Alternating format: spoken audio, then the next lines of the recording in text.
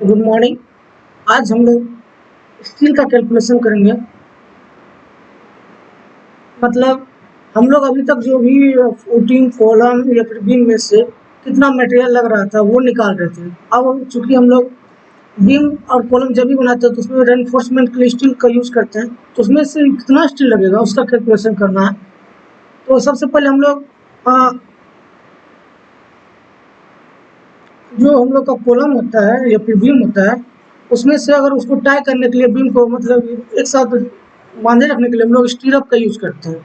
तो स्टीरअप का हम लोग के बारे में हम लोग अभी बात करेंगे कि अगर हम लोग को एक स्टीरअप बनाना है तो उसके लिए कटिंग लेंथ अगर कोई जो हम लोग को प्लेन बार आता है वो कुछ बंडल में आता है तो हम लोग को उसमें से बंडल में से कितना एक स्टीरअप के लिए हम लोग कटिंग लेंथ कितना लेंथ कट करके रखेंगे जिससे हम लोग का एक स्टीरअप बन जाएगा। तो हम लोग आगे बढ़ते उसी के बारे में हम लोग आगे बात करते हैं। तो इसमें से हम लोग पहले कुछ पॉइंट हम लोग कुछ जो होता है स्टैंडर्ड वैल्यू वो देख लेते हैं, इसका फिर हम लोग बाकी आगे चल के इसी को हम लोग यूज करेंगे। तो सबसे पहले यहाँ पे हम लोग जो है कि एंगल के बारे में बात कर लेते हैं। तो एंगल के बारे में बात कर लेते हैं तो हम लोग तो अगर एंगल 45 डिग्री है, आप बेंड के बारे में बात कर रहे हैं, अगर 45 डिग्री पर कोई भी बेंड है तो वहाँ पे हम लोग जो लेंगे बेंड लेंगे कैलकुलेट करेंगे तो वो 1D करेंगे। 1D करेंगे 45 पर, 90 पे हम लोग करेंगे 2D, और वही अगर 135 डिग्री मेरा एंगल हो रहा हो तो वहाँ पे हम लोग 3D बेंड करेंगे। यहाँ पे जो D है मेरा D है डाया ऑफ स्टीरअप। स्टीरअप के लिए जो हम लोग प्लेन बार यूज कर रहे हैं उसका डाया। तो ये हो गया बात हम लोग एंगल का। अब बात करते हैं हुक के बारे में। हुक के लिए हम लोग जनरली जो बात करते हैं हुक के लिए हम लोग लेते हैं 10D। यहाँ भी D जो मेरा है डाया ऑफ स्टीरअप। ये बात हो चुका हम लोग का हुक। अभी किस किस के बारे में हम लोग बात कर लिए, मैन हुक के बारे में बात कर लिया, उसका फिर हम लोग बात कर लिए बेंड के बारे में। अभी हम लोग जब कटिंग लेंथ का फॉर्मूला लिखेंगे तो उसमें इस सब टर्म का यूज होगा, इसलिए अभी हम पहले ही बता रहे हैं। तो यहाँ से हम लोग आगे बढ़ते हैं। तो हम लोग हुक और बेंड किसको कहते हैं उसको जानते हैं, नेक्स्ट पेज में हम लोग आते हैं। हाँ, ये जो पिक्चर आप लोगों को दिख रहा है यहाँ पे एक स्टीरअप का पिक्चर है। स्टीरअप कुछ हम लोग का इसी तरह होता है। हाँ, स्टीरअप और कहीं रिंग बोलते हैं, स्टीरअप बोलते हैं, लेटरल टाइप भी होता है। अगर हम इसको बीम में यूज कर रहे हैं तो स्टीरअप बोलते हैं, और कॉलम अगर इसी सेम रिंग को यूज कर रहे हैं तो उसको स्टीरअप और लेटरल टाइप बोलते हैं। Sorry, lateral type in case of column और बीम के केस में लोग स्टीरअप बोलते हैं। तो अब हम लोग बात किए दो टर्म के बारे में, बेंड और हुक। तो यहाँ पे हम लोग देख रहे थे बेंड किसको कहते हैं। यहाँ पे जो ये है यहाँ पे कुछ बेंड किया हुआ है इसको हम लोग कहते हैं बेंड। तो मेरा अगर बेंड को देखेंगे तो यहाँ पे कितना बेंड हो जाएगा, एक बेंड यहाँ पे है, दूसरा यहाँ पर, तीसरा बेंड यहाँ पे हम लोग का, और 3 बेंड हो गया, चौथा बेंड एक यहाँ पे और एक ये पांचवा बेंड, यानी 5 बेंड टोटल इस स्टीरअप में है। अगर वही बात करें हुक के तो एक हुक यहाँ पर है और एक हुक यहाँ पे है।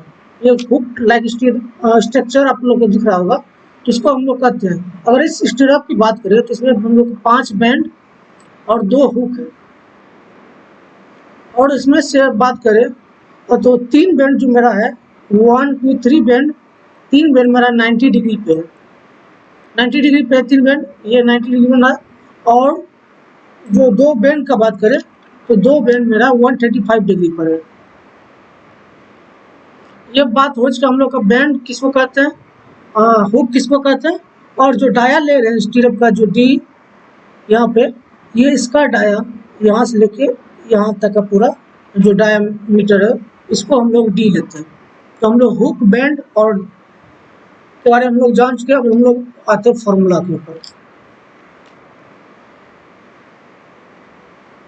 सेम पिक्चर है, यहाँ पे अभी हम बात कर चुके 135 का ये हुक ये बैंड है और बाकी बैंड 90 डिग्री का है। अब इसका हम लोग हुक जो होता है ये इक्वल टू 10D के बराबर होगा ये। अभी हम इसका हुक लेंथ का भी बात कर चुके हैं, और इसका डाया जो भी हम लोग का गिवन हम लोग जो यूज कर रहे हैं उसके लिए हम लोग बात करेंगे। अब आते हैं जहाँ पे हम लोग को हम लोग फॉर्मूला इसका कटिंग लेंथ निकालते हैं, तो इसका फॉर्मूला क्या होता है कटिंग लेंथ के लिए। तो उसके बाद फिर हम लोग का पता चलेगा कि क्या क्या यूज करना है, कैसे क्या। तो कटिंग लेंथ के लिए हम लोग का होता है, कटिंग लेंथ निकालना है तो उसके लिए हम लोग पेरीमीटर, जो ये पेरीमीटर यहाँ से लेके यहाँ टोटल लेंथ है पेरीमीटर, इसमें क्या ऐड करना पड़ेगा, 2 हुक का लेंथ भी यानी +2 हो, और माइनस क्या करेंगे यहाँ पे जहाँ भी बेंड डिरेक्शन के लिए तो माइनस बेंड को माइनस कर देंगे, पेरीमीटर +2 हुक माइनस बेंड, ये मेरा कटिंग लेंथ का फॉर्मूला है। तो अभी हम लोग बात कर चुके हैं, हुक के बारे में बात कर लिए, बेंड के बारे में बात कर लिया, पेरीमीटर निकालना है। तो पेरीमीटर कैसे निकलेगा, अगर कहीं भी हम लोग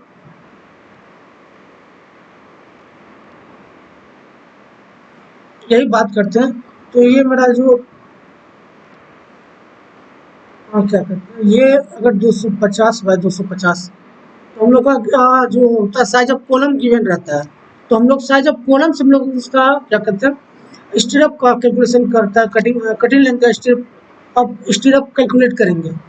तो और मेन बार मेरा कुछ यहाँ पे रहता है, मेन बार मेरा और इसको टाई करके रहता है ये स्टीरअप। तो हम लोग को तो पहुँचना कहाँ है, यानी हमको चाहिए इसका, और हम लोग गिवन डायमेंशन क्या है, इसका लेंथ दिया गया है। तो हम लोग और इसका लेंथ हम लोग को पता है, तो हम लोग को मेन लेंथ जानना है इसका सेंटर से इसका सेंटर तक का। तो सबसे पहले अगर 250 में से 2 डायमेंशन ए और बी निकालना है, मान चलिए ये ए है और ये मेरा बी है, तो ए निकालने के लिए सबसे पहले अगर यहाँ पे तक पहुँचना है तो सबसे पहले हम लोग ये इधर कवर, इस साइड भी कवर है और इस साइड भी कवर है, तो सबसे पहले मेरा 250 माइनस 2 टाइम्स कवर, और कॉलम के केस में हम लोग का कवर जो होता है जनरल, यहाँ पे जनरल केस इसके बारे में हम लोग बात कर, यहाँ पे ये इस टेबल को भी याद रखिएगा आप लोग को। जनरली अगर कॉलम है तो वहाँ पे जनरली हम लोग 40 mm का कवर लेते हैं, अगर बीम और स्लैब के केस में 25 mm, और फाउंडेशन अगर बिना पीसीसी का यूज कर रहे हैं तो 75 mm कवर देंगे, अगर पीसीसी के साथ कर रहे हैं तो थोड़ा सा कम कर देंगे यानी 50 mm का कवर देंगे वहाँ पर। हम लोग आते हैं यहाँ पे, तो यहाँ पे हम लोग कवर, तो कवर अगर कितना है मतलब कवर माइनस करना है, तो अब हम लोग पहुँच जाएंगे यहाँ पे। अगर कवर माइनस करते हैं तो इसका एंड से लेके यहाँ किसके एंड तक हम लोग पहुँच गए। अभी तक हम लोग को जाना कहाँ है, सेंटर पे, यानी इसका सेंटर से इसके सेंटर तक। तो उसके लिए एक तो कवर माइनस कर दिए, उसके बाद माइनस इसका यानी d/2 इधर से माइनस करेंगे, ये जो वैल्यू होगा d/2, और इधर से इसका डिडक्शन करने के लिए d/2 माइनस करेंगे, यानी माइनस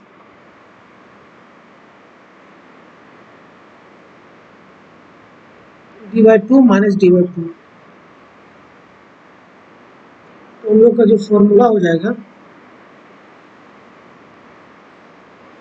इस बात को लोग समझिए किस तरह करना है।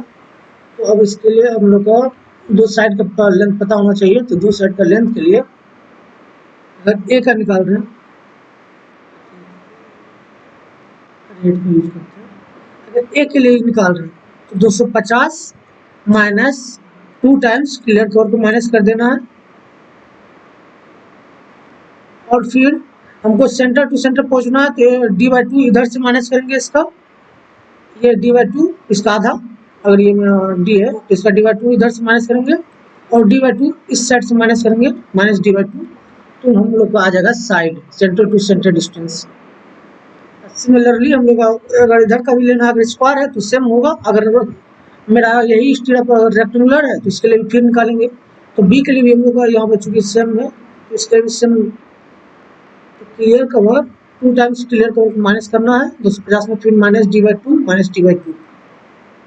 यहाँ से मेरा साइड निकल गया।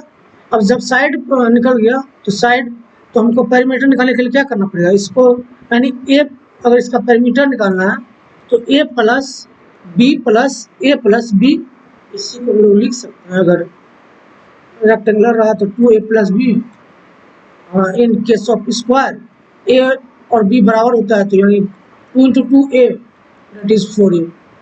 स्क्वायर कॉलम अगर केस रहा तो, रेक्टेंगुलर रहा तो, यानी जनरल फॉर्मूला हम लोग ए प्लस, यानी चारों साइड को हम लोग अगर वैल्यू निकल गया तो चारों साइड को ऐड कर देंगे तो यहाँ से पेरीमीटर निकल जाएगा।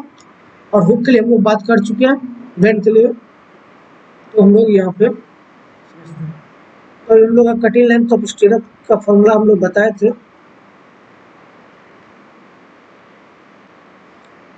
Perimeter plus 2 hook minus bend.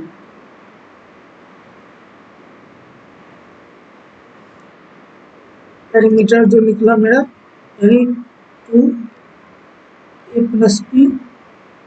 Square rectangular रहा तो वहाँ फॉर्मूला से हम यूज कर सकते हैं, अगर सर्कुलर रहा तो उसके बारे में हम लोग आगे देखेंगे अभी। तो 2 हुक के बारे में वैल्यू बताए थे, हुक का वैल्यू जो होता है 10d होता है, और बैंड के बारे में बात कर रहे हैं। तो यहाँ पे अगर बात करें तो 3 बैंड 90 डिग्री पे, यानी 90 डिग्री के लिए जो बैंड का वैल्यू हम बात किए थे 2d होता है। अगर 45 का अगर एंगल बना रहा है तो वहाँ 1d लेते हैं, 90 का अगर बना रहा है तो 2d, अगर 135 है तो 3d बैंड डिटेक्शन में। तो यानी 390 डिग्री का एंगल है तो 3 इंटू 2 टाइम्स डी प्लस 2 को मेरा 135 का बनाना है, यानी प्लस 2 इंटू 3d। तो यहाँ ए का वैल्यू जो हम लोग कैलकुलेट करके आएगा उसका वैल्यू पुट कर देना है, बी के लिए भी उसका वैल्यू पुट कर देना है, और डी का भी हमको पता होगा, गिवन होगा। तो यहाँ पे सारा वैल्यू जब रख देंगे तो यहाँ से मेरा कटिंग लेंथ निकल जाएगा। जब कटिंग लेंथ आ जाएगा तो हम लोग को अगर कटिंग लेंथ आ गया, जस्ट अगर हम लोग का कटिंग लेंथ आ गया तो एक स्ट्रिप के लिए कटिंग लेंथ आ गया, हमको अगर पता चले कितना स्ट्रिप बनाना है तो अगर एक मान चलिए कटिंग लेंथ आ गया आपका 4 मीटर सपोज, तो हमको अगर मान के 20 स्ट्रिप बनाना है तो 4 गुना 20 कर देंगे यानी 80 मीटर, और 80 मीटर ये मेरा कटिंग लेंथ आ गया, यानी 80 मीटर का रॉड की जरूरत है। तो यहाँ पे एक और फॉर्मूला होता है, अभी हम लोग आगे बात सर्कुलर के बाद फिर एक बात करेंगे। कटिंग लेंथ आ गया तो यानी टोटल लेंथ निकल जाएगा, यहाँ से ये टोटल लेंथ हो जाएगा मेरा, यानी इतना लेंथ ऑफ बार यूज होगा अगर 20 स्ट्रिप बनाना है। तो बात करते हैं सर्कुलर का केस अगर आ जाए तो ये मेरा रेक्टेंगुलर स्क्वायर में सेम रहेगा, सर्कुलर में थोड़ा सा चेंज होता है। क्या यहाँ पे जो यहाँ डी निकालने के लिए यहाँ पे हमको अगर सर्कुलर कॉलम का पेरीमीटर वो क्या होता है, सर्कुलर के लिए पेरीमीटर होता है पाई D.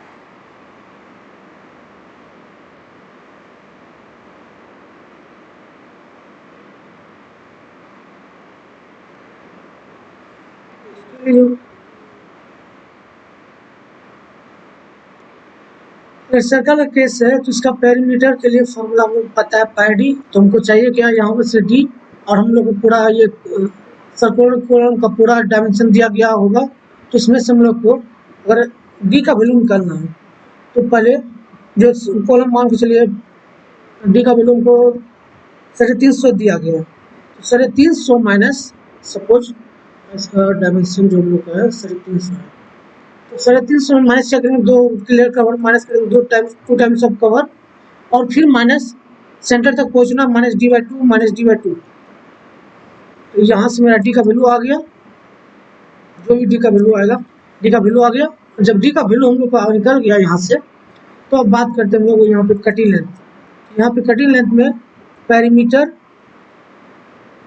Plus 2 hook minus bend, तो पेरीमीटर यहाँ से निकल जाएगा। फिर हुक का लेंथ पेरीमीटर जो भी आया P प्लस हुक के बारे में बात किए थे 10d माइनस बेंड में यहाँ पर से एक ही 2 ही बेंड आ रहा है, यानी 2 बेंड हम लोग को मिल रहा है 135। यहाँ पे 135 के लिए 2 इंटू 135 के लिए बेंड का डिरेक्शन होता है 3d, यहाँ से हम लोग का निकल जाएगा कटिंग लेंथ। तो ये कटिंग लेंथ पर निकल गया। अब बात करते हैं यहाँ पे नोट में आप एक पॉइंट को लिख सकते हैं।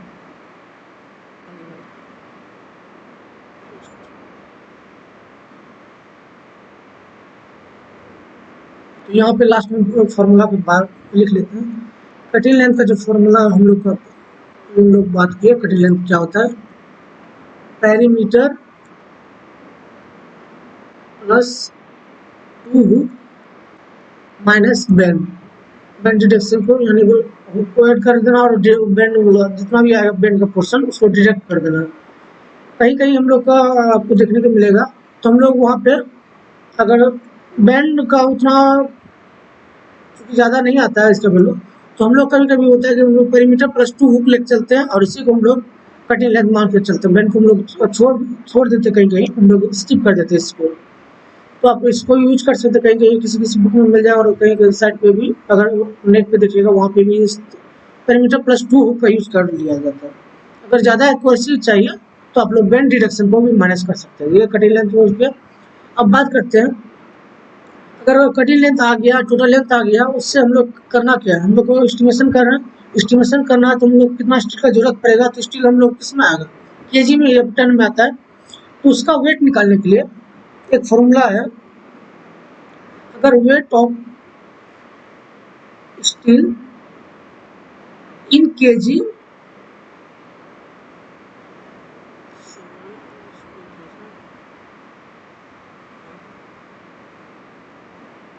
अगर स्टील का बात करें, केजी पर मीटर अगर बात करें, 1 मीटर स्टील का क्या वेट होगा इन केजी, तो उसके लिए हम लोग का फॉर्मूला है डी स्क्वायर बाय 162.2। यहाँ पे जी जो डी है, where D is dia of steel. अब जिस डाया का ऑफ स्टील मतलब कौन सा डाया का स्टील यूज कर रहे हैं, उसका डाया जैसे मान चलिए 12 एम का, सपोज 12 एम का हम लोग स्टील यूज कर रहे हैं, और उसका 1 मीटर अगर लेंगे, उसका अगर वेट कर देंगे कितना वेट आएगा, तो उसके लिए ये फॉर्मूला पे डायरेक्ट डी की जगह 12 रखेंगे, तो यानी 12 का स्क्वायर अपॉन 162.2, यानी 162 पॉइंट, that is 162.2 कैलकुलेट करिए, जो आएगा आपका वैल्यू, तो उसी वही आपका weight of steel in KG पर मीटर आ जाएगा। That's all for today.